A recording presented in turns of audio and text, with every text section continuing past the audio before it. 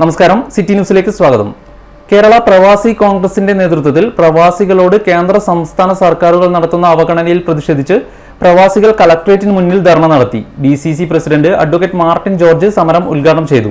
60 വയസ്സ് കഴിഞ്ഞ പ്രവാസികൾക്ക് ഉപാധികൾ കൂടാതെ ക്ഷേമ പെൻഷൻ അനുവദിക്കുക, പുനരധിവാസ പദ്ധതികൾ ലളിതവും സുതാര്യവുമാക്കുക, പ്രവാസികളുടെ പ്രശ്നങ്ങൾ പഠിച്ച് അവരുടെ അവകാശങ്ങൾ സംരക്ഷിക്കുന്നതിനും അവ ലഭ്യമാക്കുന്നതിനും റിട്ടയർഡ് ജഡ്ജി അധ്യക്ഷനായ കമ്മീഷനെ നിയമിക്കുക, 2024 ബജറ്റിൽ നിർദ്ദേശിച്ച പെൻഷൻ വർധനവ് ഉടൻ നടപ്പിലാക്കുക തുടങ്ങിയ ആവശ്യങ്ങൾ ഉന്നയിച്ചാണ് ധർണ നടത്തിയത്. ഈ ഗവൺമെന്റ് എടുക്കുന്ന സമീപനങ്ങൾ പ്രവാസികളുടെ കാര്യത്തിൽ മാത്രമല്ല മറ്റ് എല്ലാ കാര്യത്തിലും ഈ ഗവൺമെന്റിന്റെ ഭാഗത്തുനിന്ന് വരുന്ന ജനവിരുദ്ധ നിലപാടുകൾ രണ്ട് ഗവൺമെന്റുകൾ ഇവിടെ നാരായണോട് സൂചിപ്പിച്ചു.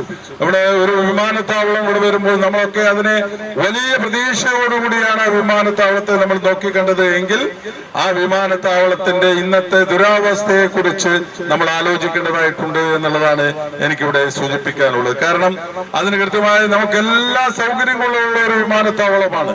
ആ വിമാനത്താവളത്തിന്റെ അന്താരാഷ്ട്ര വിമാനങ്ങൾ വന്നിറങ്ങാനുള്ള ഒരു സാഹചര്യമുള്ള ഒരു റൺവേയാണ് അത് എന്നുള്ളത് നമ്മുടെ കോവിഡിന്റെ കാലഘട്ടത്തിൽ അവിടെ തെളിയിക്കപ്പെട്ടിട്ടുള്ളതാണ്. അന്താരാഷ്ട്ര വിമാനങ്ങൾ അവിടെ വന്നിറങ്ങിയും അതുപോലെ തന്നെ ഒരുപാട് കാര്യങ്ങൾ നല്ല സൗകര്യങ്ങളുള്ള ഒരു വിമാനത്താവളത്തെ കേന്ദ്ര ഗവൺമെന്റിന്റെ അനാസ്ഥകൾ കൊണ്ട് പോയിന്റ് ഒക്കെ പദവി നൽകാതെ അവിടെ അന്താരാഷ്ട്ര വിമാനത്താവളങ്ങളിൽ ഇറങ്ങാൻ പറ്റാത്ത ഒരു സാഹചര്യം വരുന്നു എന്നുള്ളത് വലിയ ഒരു പ്രശ്നമായിട്ട് തന്നെ നമുക്ക് കാണേണ്ടതായിട്ടുണ്ട്. പ്രസിഡന്റ് മുഹമ്മദ് അലി കൂടാളി അധ്യക്ഷത വഹിച്ചു. സെക്രട്ടറി മോഹനാങ്കൻ, മഹിളാ കോൺഗ്രസ് ജില്ലാ president Sreeja Madathil, Raghunath Thaliyil, TH Narayanan, Vineeth Thottada, advocate PV Abdul Khader എന്നിവർ സംസാരിച്ചു. City news, Kannur.